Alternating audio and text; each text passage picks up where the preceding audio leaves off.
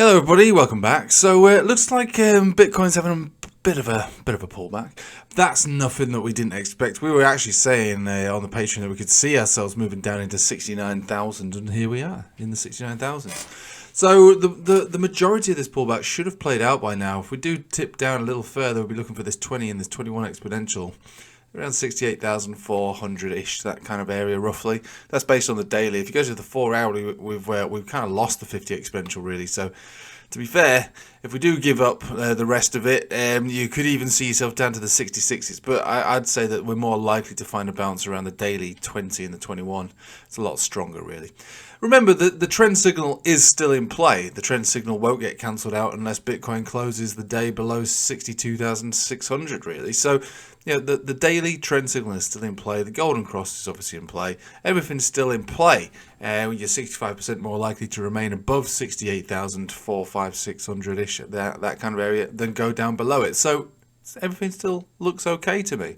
Now, altcoins, you say? Yeah, that's right. Yeah, altcoins got hit pretty hard, very hard indeed. But that's not isolated to crypto. Don't know if you noticed, but stocks came down dramatically yesterday. Look at that. Look at that. So we had yesterday's open opened with a massive gap. The gap, if it were to be filled, for instance, it takes you up to the top of the Bollinger Band. Let's take ourselves to the US 500, the futures market, and there you go. Fine rejection from the center of that Bollinger Band. Horrendous rejection with a massive move, a huge move on that one there. This is just the S&P, close to 2%. So far bouncing on the 50 exponential moving average. Seems a little like Bitcoin in many ways. It's similar. It's very similar. Like you can see the nature of the 4 hourly. Bang, bang, bang, bang, bang, bang, bang, bang, bang, and then sort of getting picked up here without any kind of reason for it. Really, no bullish divergence on this 4 hourly.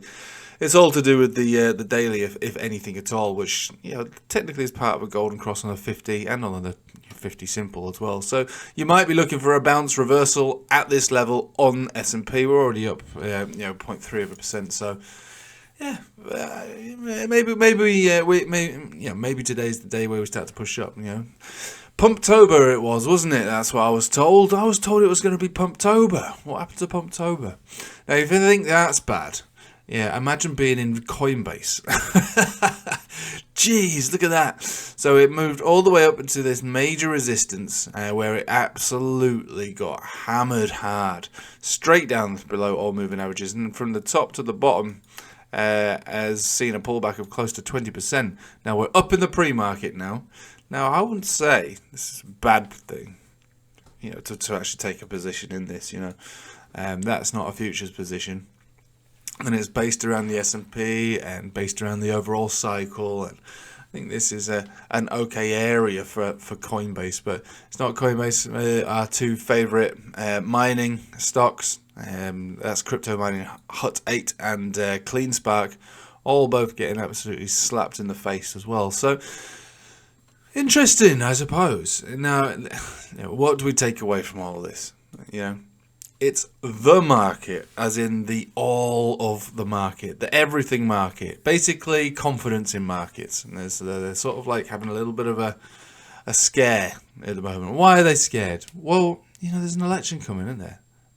Like a few days away, to be honest, at this point now. And the stakes are high. The stakes are effectively nothing. People are afraid of the initial volatility of the leading into and the aftermath of that. That's what I would say. There's no reason for all markets to suddenly pull back to this dramatic extent if it wasn't for profit taking and wanting to sit on the sidelines to see where is best to allocate funds. And that's fine. I do that all the time. That is just as good a part of a trading strategy than trading itself. People always say, or I get comments a lot, "You're on the sidelines, man. Pick a side." Well, hang on a minute. If both sides are offering, equal statistical likelihood of success or failure, that kind of makes it less likely for me to want to trade, right? You've got to be relatively sure of the setups that are presented to you in front of your face. And at the moment, Bitcoin, I'm relatively confident that Bitcoin will find its way, dig its way, and bounce its way out of this, either now or with a little bit further down towards 68,000. It'll bounce its way out of that, go to a new all-time high. Pretty sure of that, to be honest with you.